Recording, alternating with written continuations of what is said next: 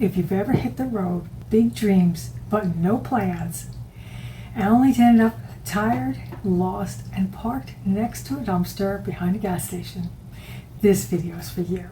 Today I'm showing how I use RV Trip Wizard to plan every RV trip from our final destination all the way to these all-important overnight stops.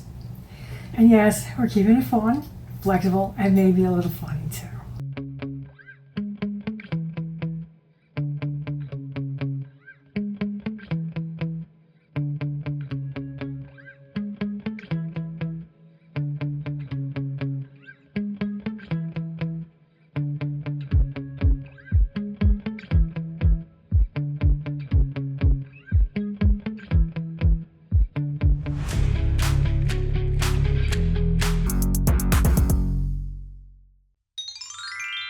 Pick your final destination. I always start with that in mind. Where do we want to end up? That's our anchor. I just plug it into RV Trip Wizard, and boom, we have a goal. It could be a national park, a beach, our favorite desert boondocking spot. But I'm going to use a real life destination this time because that's how I can teach, is by doing it a real thing. For our 30th anniversary trip, we're going to Palo Duro Canyon in West Texas. We've been there once before, and 2 days before we got there, it opened up and poured there. It flooded everything, so we weren't able to do any hiking or anything in the park.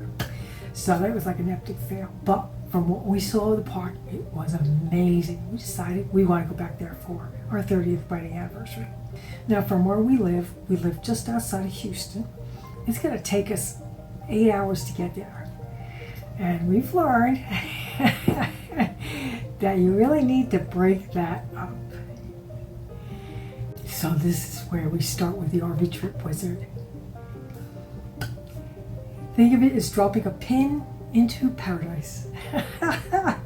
And then planning all the fuel stops, snake breaks, and those cranky detours that it'll take to get there. The 4-hour driving rule. We learned this the hard way too. So we learned about the 330 rule. I had never heard of it. We managed to break all those rules. Turns out you're supposed to only do 330 miles or stop by 3:30 in the afternoon. Watch us break every single one of these and make it exhausting. We try to limit our drive time to 4 hours a day. That gives us plenty of time for fuel, lunch, and the occasional, oh look, a giant ball of twine moment. RV Trip Wizard makes that easy to set a max driving distance and see how far we can go. 4 hours on paper? It's usually 6 in real life. We have learned. Plan your overnights. Now it's time to fill in the overnight stops. RV Trip Wizard, it gives you a lot of flexibility here. I mix it up depending on how we feel or what's available. We have Walmarts and Cracker Barrels. They're not campgrounds, but they're great one-night solutions. We always call ahead, arrive late, leave early, and try to keep it classy. That means don't put your chairs out, not put the awning out. This is the parking lot, you know, and you want to always contribute a little bit to the economy. You want to either go in for dinner or go in for breakfast the next morning, or a Walmart. You want to go buy some groceries or something. It's kind of tacky if you're just going to spend there overnight and not even use the facilities for anything they were hoping you would use it for. Harvest hosts. Want to park at a vineyard or next to a herd of llamas? This is the one. Just make sure to book early. In this case, our first stop, driving to Palo Duro Canyon, is going to be Flying Cow Cattle Ranch. And it's about 4 hours and 38 minutes into our run. But I didn't see anything closer in that 4-hour mark. You have to keep clicking on things and seeing what RV Trip Wizard puts up as the miles and time, because it will give you a time if you put your average driving speed in. And depending, if this is a lot of this is back roads, so it kind of adds up pretty quick. You know, more not as much mileage, but you know, more hours to drive. So I'll put that in here. What I really liked about this Flying Cow kettle bench is they actually have hookups. Now you may have to pay a little bit more for it, but you know what? We're going in October. And though maybe in the Northeast to the Northwest, October is kind of cool weather, you know, fall foliage and stuff. In Texas, it's still hot. So we may not want to run our generator. We'll be running that maybe during the trip up or something to keep the kitties cool in the back. But it would be really nice to be able to have hookups that we could hook up to for that evening when we get there. Then we can go explore what they have out there. I'm assuming they have maybe, who knows? I'll find out, won't we? KOA journeys and RV parks. Sometimes you just want a full hookup, hot shower, and laundry machines that don't require ancient coins. Yeah, we've done that too. The KOA journeys are usually meant for one-night stops. It's a great idea, especially you can go online if you know. There's things like the Harvest Host. We had a Harvest Host that canceled on us once.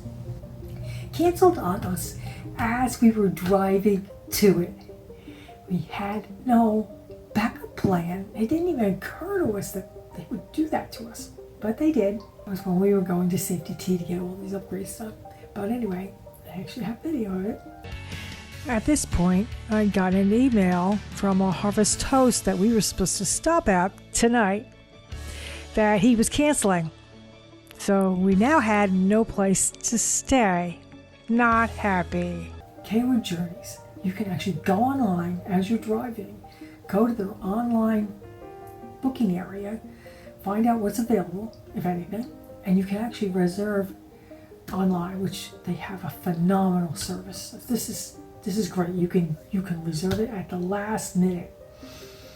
I love their online reservation system. It's really, really worth it. Fueling and routing tips. We also plan our fuel stops. RV Trip Wizard lets us avoid steep grades, low bridges, and construction zones, because there's nothing that kills the mood faster than a surprise 11-foot bridge and a 12-foot high RV. We never ran into this when we had their fifth wheel, thank God. We usually stuck to main roads. But if we ran into that with the Class A and we're towing 4 down a towed, we would have to unhitch the tow on all our deer by itself. Now you're going to be doing this in the middle of the road. To be able to back up the RV to make a 3-point turn and get out of there, yeah, that could be seriously ugly. Don't want to do that. Always keep your fuel gauge and your clearance stickers in plain sight. We have ours pretty much memorized. We know we are 12-8. And there is one bridge that we go under, the RV Trip Wizard says we fit under. First time we came down here, we were like, We're like, oh my God! It's 13-8, so I guess we got 1 foot. Close. It's less than a foot distance, but it says we can do it. So, hey, we've done it like 7 or 8 times. So. Bonus tips. Always have a backup stop. You never know when a spot will be full. And that's always a tricky one. We don't usually have backup plans. My backup plans are kind of wing it, go online, check out the KOA Journeys or Walmarts, you know, because, or Cracker Barrels, you know, because those are my backup plans a lot, but you never know. So far, so good. This is another really important tip. Download your trip offline. The internet doesn't always work in the middle of nowhere. We found this out in Mississippi. When you're out in the boonies, yeah, you may not get a cell signal. This is why we have our Starlink. But yes, I always download all my stuff. I put it out. I print it out on PDF, and I actually literally print it out. It's a new travel day. Mike wants to plug it into the GPS where we're going. I have all the addresses and everything is set up. So all he has to do is look at it and say, okay, today is Saturday. This is our destination. This is our first fuel stop. So he plugs in the fuel stop, and then he plugs in the destination afterwards, because our GPS, we have a really nice Garmin GPS. It's the 10-inch screen one. But it doesn't like you putting in too many addresses out at the same time. You would think it would like daisy chain them together. No, doesn't like that. So we usually just we'll put in our gas stop first, and we'll put in a rest stop next, and then after we finish with the rest stop, then we'll put in our next destination, because it gets all confused otherwise. So, and Mike's an IT guy, so you'd think he would know, but hey, you know, there are still issues. Okay, bonus tip number 3.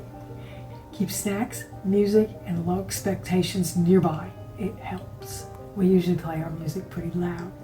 So if you've ever checked out any of my videos, you'll notice that we don't really have any talking in my videos while we're driving, and that's because the music is really loud. Mapping software simplifies it all. That's how we plan all our trips using RV Trip Wizard. It helps us stay organized, flexible, and sane, even when everything else goes sideways. Got any trip planning hacks of your own? Drop them in the comments. I'd love to see how you roll. And don't forget to like, subscribe, and check out the other RV travel videos. If you like this video, give us a thumbs up and consider subscribing to our channel. Hit that notification bell to get notified every time we put out a new video. We're usually out every Saturday morning, because that's when we watch YouTube videos. Give us a like, comment. We'd love to hear from you guys. Have a good one.